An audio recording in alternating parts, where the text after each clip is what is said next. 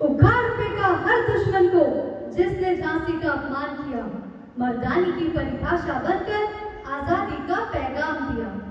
पेश है ये कहानी रानी लक्ष्मीबाई की, जिनका नाम मणिकर्णिका था, लेकिन प्यार से सब उन्हें मनु कहकर बुलाते थे।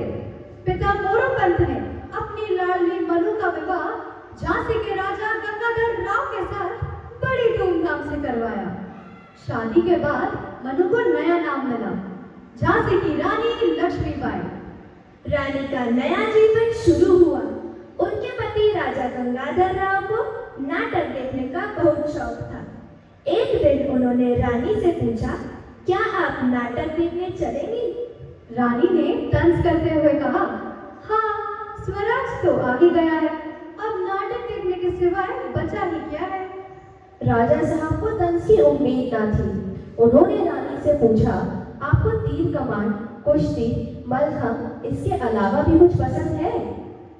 रानी ने जवाब दिया, हाँ, सहेलियों को अपने जैसा बनाना, तन और मन को सबल बनाना क्या कम महत्व की बात है। और उधर अंग्रेज पूरे मुल्क में जुल्म की चक्की चला रहे थे। इससे केवल 2 जगह बाहर थी, झांसी और लखनऊ की रियासतें। इधर झांसी के राजा गंगाधर राव को केवल एक फिक्र सताती कि यदि बेऔलाद उनकी मृत्यु हो गई तो कंपनी उनके राज्य को अपने राज्य में शामिल कर लेगी। उन्होंने अपने नजदीकी रिश्तेदार के बेटे को गोद लिया, उसे दामोदर राव नाम दिया और अपना वारिस घोषित किया। कुछ ही दिनों बाद राजा गंगाधर राव की मृत्यु हो गई और उधर अंग्रेजों ने झांसी को हड़पने का फरमान जारी किया। ये फरमान सुनते ही सबके होश उड़ गए, परंतु उसी समय पर्दे के पीछे से एक आवाज आई, मैं अपनी झांसी नहीं दूंगी।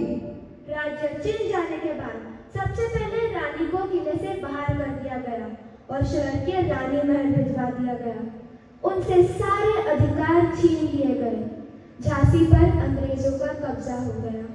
23 मार्च 1858 को जनरल हीरोज ने झांसी पर हमला कर दिया। कई दिनों तक यह युद्ध चलता रहा। रानी के अपनों ने ही उनके साथ विश्वासघात किया और किले के फाटक खोल दिए। चारों ओर हाहाकार मच रहा था। रानी के सभी सैनिक शहीद हो रहे थे कि तभी रानी ने एक चादर से अपने बेटे को पीठ पर कसा और अपनी टोली के साथ हर हर महादेव का उद्घोष करती हुई बाहर निकल गई। रानी ने ग्वालियर जीत लिया, पर अंग्रेजों ने वहां भी हमला कर दिया। ग्वालियर की जंग रानी की आखिरी जंग थी। रानी अपने बच्चे को पीठ पर बांधे दोनों हाथों से तलवार चलाती तेजी से आगे बढ़ रही थी। बीच में एक नाला था। कुछ ही समय में नाला पार होने ही वाला था कि अचानक एक गोली रानी की जांघ पर लगी। खून का फव्वारा छूटा। रानी ने घोड़े को ऐंठ दी, पर घोड़ा नया था, वो अड़ गया। उतने में ही 2 अंग्रेज सवारों ने रानी पर वार किया। घायल रानी ने भी अपनी ही तलवार से हमलावर को काट दिया और रानी बेहोश हो गई। उन्हें शीघ्र ही पास की साधु की कुटिया में ले जाया गया। साधु ने रानी के मुंह में कुछ गंगा जल की बूंदें डाली।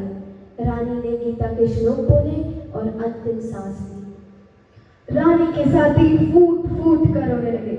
उन्होंने वही घास और सूखी लकड़ियां एकत्रित कर रानी की चिता तैयार की और बहती आंखों से बड़े सम्मान के साथ अंतिम संस्कार किया। झांसी की रानी अनंत में विलीन हो गई।